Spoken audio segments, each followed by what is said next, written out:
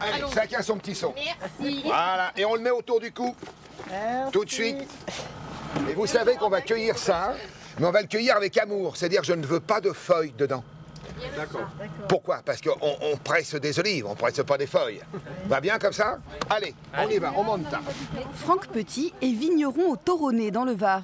En plus de ses vignes, il possède 5300 oliviers. À partir de mi-novembre, chaque année, c'est la cueillette. Et bien sûr, je vais vous donner chacun une caisse qu'on va reconnaître. On va mettre du scotch à gauche, droite, du bleu, du vert, comme ça vous aurez chacun votre caisse. Allez, venez voir. On peut se mettre à 3 par arbre, hein, parce qu'ils sont importants. Alors vous rentrez dans l'arbre carrément, et comme ça vous pouvez cueillir des devins. Ses conseils, Franck ne les dispense pas à des saisonniers. Depuis 3 ans, il propose aux particuliers de venir se servir. Ces personnes consomment de l'huile d'olive. Moi, je m'achetais de l'huile d'olive. Bien. Je leur dis, venez cueillir votre huile d'olive. C'est gratuit complètement. Je vais prendre pour moi un tiers et je vais leur donner 2 tiers de ce qu'ils vont cueillir. On va peser tout à l'heure et puis ensuite, on le récupérera après la presse en huile d'olive. Voilà. Un bon plan qui a tout de suite séduit Véronique et Christine. Une amie qui m'a appelée, elle m'a dit « Est-ce que ça t'intéresse la cueillette des olives ?» On revient avec une belle bouteille d'huile. J'ai dit « Allez, c'est parti !» Ça m'intéressait d'avoir une bouteille d'huile d'olive, voyant exactement d'où elle vient. Chez nous, fut un temps, on avait des ruches, on faisait du miel, on avait notre miel. Waouh, ça c'était le top. Et là, l'idée de repartir avec de l'huile, que j'ai vu les olives, que je les ai touchées, que je trouve ça super. L'huile d'olive, symbole par excellence de la Provence et de la cuisine méditerranéenne. Elle rehausse d'un simple trait les plats les plus simples. On l'aime pour ses bienfaits sur la santé. Elle est anti-cholestérol, anti-âge. Mais toutes les huiles d'olive ne se valent pas. Rien de mieux que de la faire soi-même. Est-ce moins cher que de l'acheter? Alors, qu'est-ce que ça a donné? Ah, c'est pas mal. C'est pas beau, ça. Magnifique. C'est magnifique. Ça, vraiment, on peut dire qu'on va avoir une très belle huile. Les grandes gagnantes du jour sont Véronique et Agnès. Ça va avoir près de 30 kilos, là. Des olives gratuites. Les 2 amies n'auront à payer que la transformation des olives en huile pour 45 centimes par kilo. Grâce à cette récolte, elles en récupéreront près de 4 litres. Puis alors, c'est une satisfaction de cueillir son huile d'olive. À chaque fois que ces dames vont en mettre sur la table, c'est moi qui l'ai cueilli. Attends, là. Là, sur le filet de poisson, sur le poisson, là, on va... C'est moi qui l'ai fait.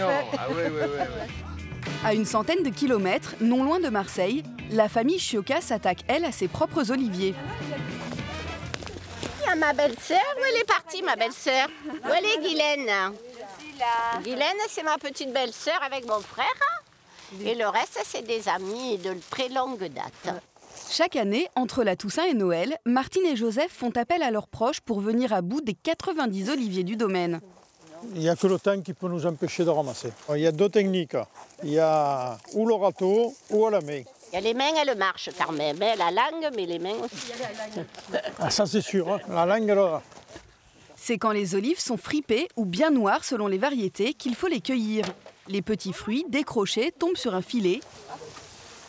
Aujourd'hui, la pêche a été bonne. Pour 4 arbres, la joyeuse bande a récolté 70 kilos d'olives.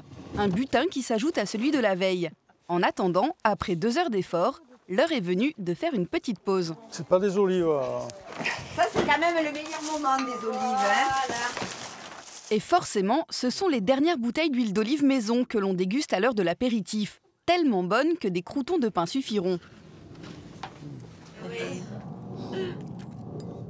Elle est très fruitée. Elle a ce goût d'artichaut. Là, Une légère amertume et un petit goût d'artichaut. L'huile de la famille n'est pas à vendre. La production maison finira en cuisine ou en cadeau à des proches.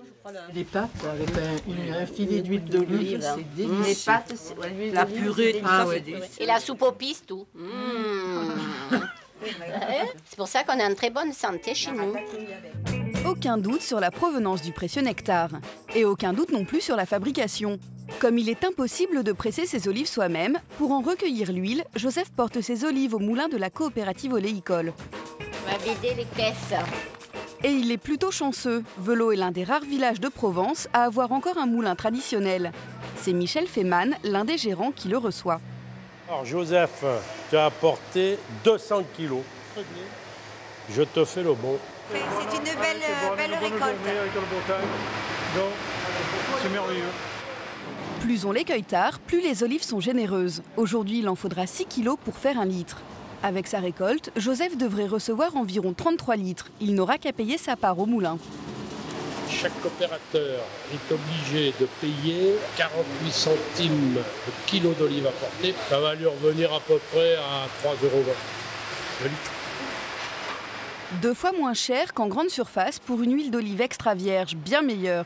Michel nous fait découvrir une technique artisanale qui perdure depuis l'Antiquité. Comme c'est souvent le cas, plusieurs variétés d'olives sont assemblées. Après la pesée, on va faire maturer les fruits, les faire chômer entre 5 et 7 jours. C'est ce qu'on appelle le fruité noir. Les olives sont ensuite lavées avant de tomber sous la fameuse meule en granit qui fait la réputation du moulin. Chaque pierre 2,5 tonnes, c'est du granit et on écrase les olives, noyau compris. Tout ça pendant environ 15 minutes. Dans le noyau, il y a des tas de bonnes choses, y compris de la très bonne huile. C'est cette technique d'écrasement qui va révéler le goût de l'huile. L'avantage des meules, c'est qu'on fabrique des huiles qui sont très douces et aromatisées. On conserve les arômes et l'amertume disparaît presque totalement.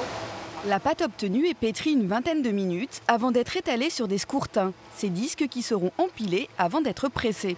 Il n'y a aucun ajout, aucun apport, ni de chaleur, ni de quoi que ce soit qui viendrait éventuellement abîmer ou altérer l'huile. Donc tout est entièrement naturel. Aucun ajout chimique, on dit que l'huile est vierge. Et maintenant une étape cruciale, dont le nom vous dit sûrement quelque chose, car c'est un gage de qualité sur les étiquettes. C'est la première pression à froid. La pâte n'est pas chauffée pour qu'elle ne soit pas altérée. Pendant 45 minutes, elle subit une pression de 400 kg au centimètre carré.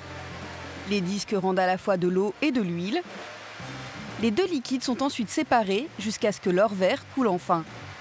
L'huile d'olive va ensuite décanter 2 semaines dans ses cuves avant d'être conditionnée en bidon ou en bouteille. Ce pur jus de fruits est enfin prêt à être consommé. Comme pour un grand cru, Michel va faire déguster à la petite famille les premières bouteilles du millésime 2013-2014. Vous la gardez une fraction de seconde dans la bouche avant de l'avaler pour que le palais s'habille des arômes. L'huile du moulin est dite extra vierge car elle a un très faible taux d'acidité. Elle est très bonne. Très fruitée. À défaut de faire vous-même votre huile d'olive, vous saurez désormais comment mieux la choisir.